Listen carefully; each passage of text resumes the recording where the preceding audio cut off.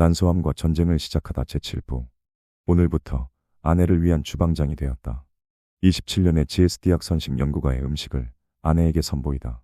오늘부터는 환우의 회복에 절대 필요한 음식을 정성을 다하여 조리하여야 한다. 평생 아내로부터 만난 밥을 얻어먹었다. 주방이 저자의 공간이 되었다. 이제는 저자가 아내의 수고에 대한 보답을 할 시간이다. 퇴원 시 저자의 생각은 약 3개월 후 몸을 추스르고 항암을 할 정도의 몸 상태가 되면 항암을 하겠다고 교수님께 말씀을 드렸지만 솔직한 저자의 심정은 힘든 항암을 하지 않고 환우가 회복되기만을 바란다. 아내가 항암을 원하면 저자도 아내의 생각을 따를 수밖에 없다. 퇴원하고 약 한 달 후에 혈액 검사와 CT 검사가 있다.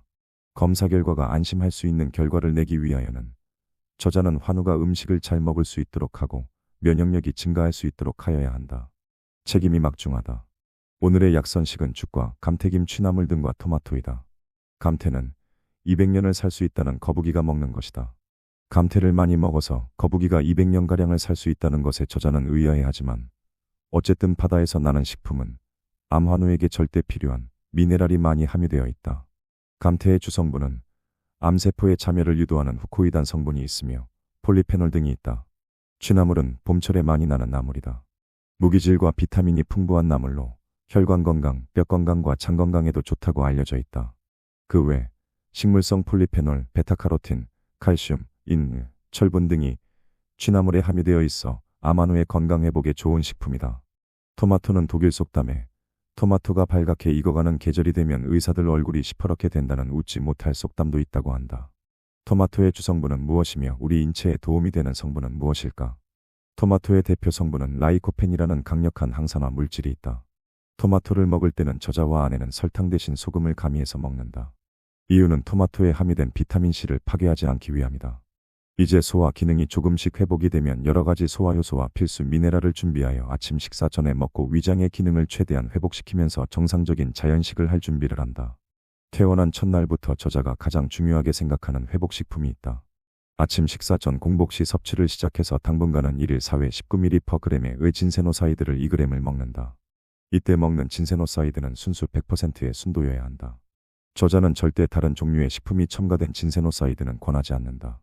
순수 100%의 진세노사이드는 용혈작용이 거의 없어 저자는 안심하고 환우에게 먹인다. 여기에서 저자는 한간에 많이 회자되고 있는 이야기를 한다.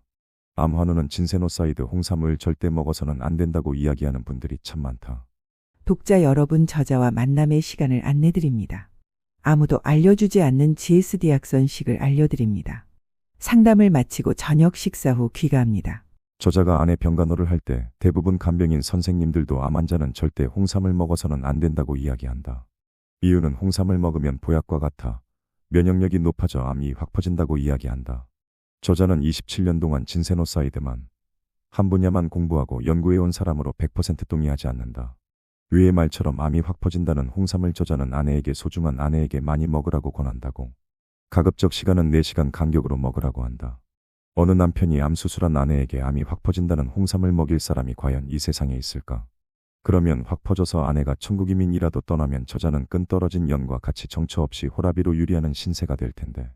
그러면 왜 4시간마다 홍삼을 먹을까? 우리 몸에 음식물이 들어가면 대부분 4시간 정도면 소화가 되어 직장에 조금씩 쌓여 대변으로 배출될 준비를 한다.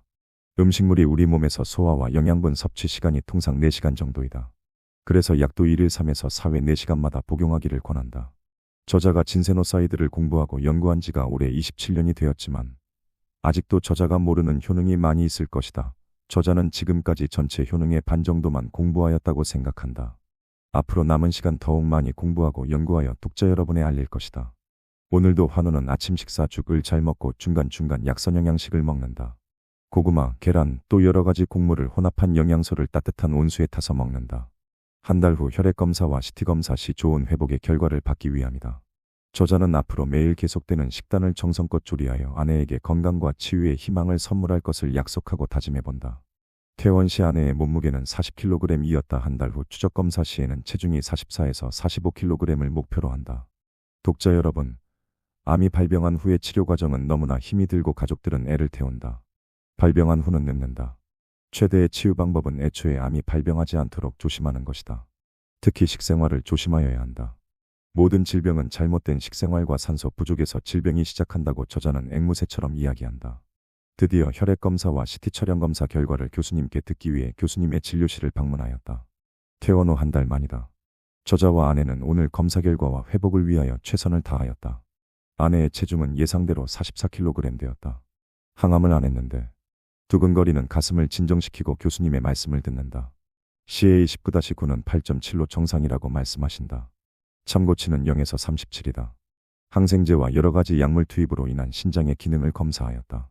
신장의 본 수치는 11.1이며 참고 수치는 6에서 20이며 크레아틴 수치는 0.57, 참고치는 0.5에서 1.1로 정상이었다. 이제 난소암의 가장 중요한 수치 CA125 수치를 말씀하셨다. 처음 발병하였을 때 난소암 수치는 640을 넘었다. 암 수술 후 약 2달 후의 수치는 74.3 수치로 하락하였다.